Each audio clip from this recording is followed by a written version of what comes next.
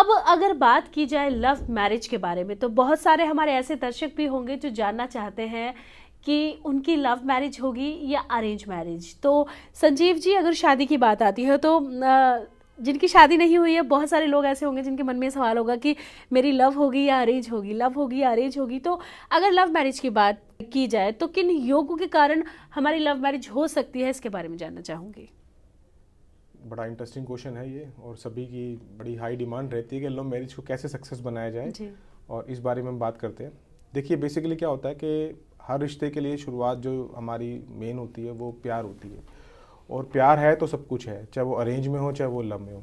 तो लव इतना आजकल हाईलाइट क्यों हो रहा है, अरेंज में इतना वो क्यों नहीं आ रहा? उसका कारण सिर्फ ये है कि हम लोग जब तक किसी से आपस में मिलते जुलते नहीं हैं, आपस में विचार शेयर नहीं करते हैं, तब तक हमारा लव नहीं बनता। और ये शादी के आने वाले टाइमों में बन सकता है, बन जाता है, लेकिन तब तक बहुत देर हो जाती है।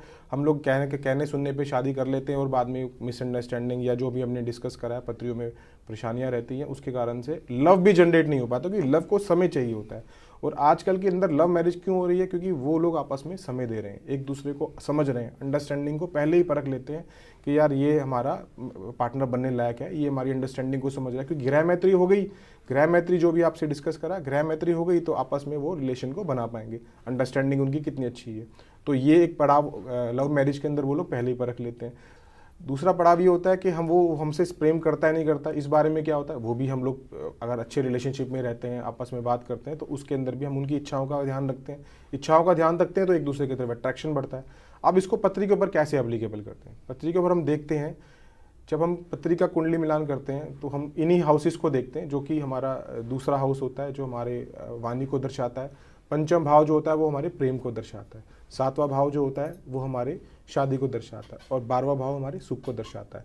तो पंचम भाव इसमें मेन कारण बनता है, जो हमारे लव को दिखाता है, लव अट्रैक्शन को दिखाता है, अफेयर्स को दिखाता है कि वहाँ पर हमारे प्रेम संबंध है कि नहीं है, हम किसी से प्रेम कर पाएंगे नहीं कर पाएंगे, जिससे हम प्रेम करेंगे क्या उसी से हमारी शादी हो पाएगी, जैसे प्रेम ही प्रेम चलता रहेगा, शादी किसी और से होगी। इसके लिए हम लोग पांचवें पहलू पे आते हैं, पांचवें भाव पे आते हैं।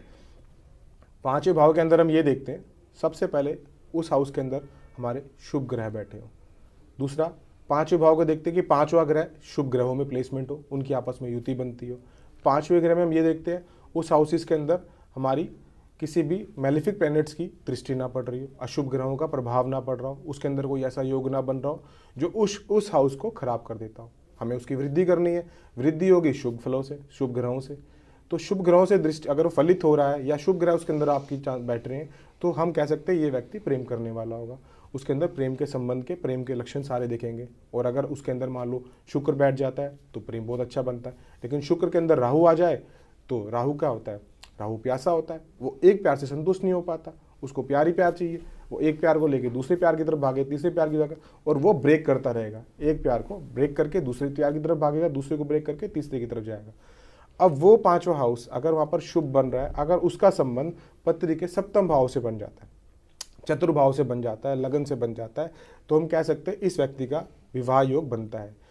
पंचम भाव और सप्तम भाव के अंदर आपस में युति संबंध हो रहा हो, ग्रहों का संबंध हो रहा हो, दृष्टि संबंध हो रहा हो, एक दूसरे में प्लेसमेंट हो रही हो, तो उस भाव के अंदर लव मैरिज के पूरे चांसेस होते हैं कि आपके चांसेस हैं कि आपकी लव मैरिज है। सप्तम भाव पे भी ये ध्यान रखना जरूरी है कि उसके ऊपर किसी अशुभ ग्रह की दृष्टि ना पड़ रही हो, लगन भी बिटा ना हुआ हो, उसकी हालत भी अच्छी हो। तो इन 2-3 कॉम्बिनेशन से हम एक डिस्कस तक पहुंच सकते हैं कि यार ये हम शादी निभा सकते हैं या लव मैरिज में कन्वर्ट हो सकती है। अब इसके अलावा बात करते हैं लव मैरिज के अंदर सबसे बड़ा इंपॉर्टेंट काम क्या होता है कि आपने प्यार तो कर लिया, आपने किसी को देख भी लिया, लेकिन सामने वाला व्यक्ति में इतना कॉन्फिडेंस ही नहीं है कि वो आपको एक्सेप्ट कर पाए, वो मार्केट से, वो सब सामाजिक लोगों से हमसे मेरे लिए बात कर सके, या वो सामाजिक लोगों से लड़ सके मेरे लिए कि मैं इससे प्यार करता हूँ। उसके लिए मैं क्या देखना हो? उसके लिए हमें देखना होता है मंगल को। अगर हम मंगल को देखते हैं, अगर मंगल की दृष्टि इस संबंध को बना रही है, वो मंगल अगर पीड़ित ना हो, मंगल की अच्छे भाव हो, अच्छे मित्र राशियों में बैठा हुआ हो, और वो पंचम भाव से संबंध बना रहा हो, तो हम ये कह सकते हैं कि उसका पराक्रम ही है जो उसको लव मैरिज तक ले जाएगा। तीसरा भाव अच्छा हुआ हो, छठे भाव में पराक्रम का सिस्टम देखा जाता है, उन पे भी मंगल की दृष्टि अच्छी हो तो आगे वो अपनी कठिनाइयों से लड़ पाएगा, जीवन में आगे बढ़ पाएगा। तो लव मैरिज, लव के अलावा उसको पूर्ण करने के लिए मंगल का सहयोग होना बहुत ज़रूरी होता है। इसी तरह हम बात करते हैं लव मैरिज और आगे के सुखों के अंदर, क्या दोनों आपस में कंफर्ट है? अपने प्लेजर के अंदर वो आगे बढ़ पाएंगे नहीं बढ़ पाएंगे, या वो इसी बात शुरुआत दी थी और आगे उस बात को ख़त्म कर दिया उन लोगों ने। तो हम इसके लिए देखते हैं शुक्र मंगल का योग। जब शुक्र और मंगल दोनों, शुक्र जो होता है हमारे अपना जातक के लिए माना जाता है और मंगल हमारा स्त्री वर्ग के लिए माना जाता है।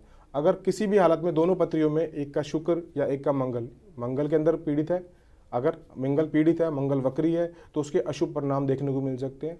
और अगर आपके जातक के अंदर शुक्र पीड़ित है तो उसके अंदर इस चीज़ की कमी रहेगी। शुक्र हमारा वीर्य का कारक होता है, मंगल हमारा एनर्जी का कारक होता है। अगर दोनों में से किसी एक के अंदर भी डिस्टर्बेंस रहती है तो उनके आगे रिलेशनशिप आगे स्ट्रांग नहीं हो पाते, उनके अंदर कहीं ना कहीं कमियां रहती है और उस कमियों के कारण ही लोग अलग अलग जगहों पे देखना शुरू करते हैं। तो इसलिए ये देख लेना बहुत ज़रूरी है, लव मैरिज करने तो जा रहे हैं, शादी करने तो जा रहे हैं, क्या शुक्र मंगल के हालात अच्छे हैं। किसी भी एक ग्रह का खराब होना, शुक्र का लड़के में खराब होना या जातिका के अंदर मंगल का खराब होना, दोनों के रिलेशन को भी खराब कर सकता है। इस चीज़ को बड़ा ध्यान रखते हुए आपस के संबंधों को बनाना बहुत ज़रूरी हो जाता है। धन्यवाद।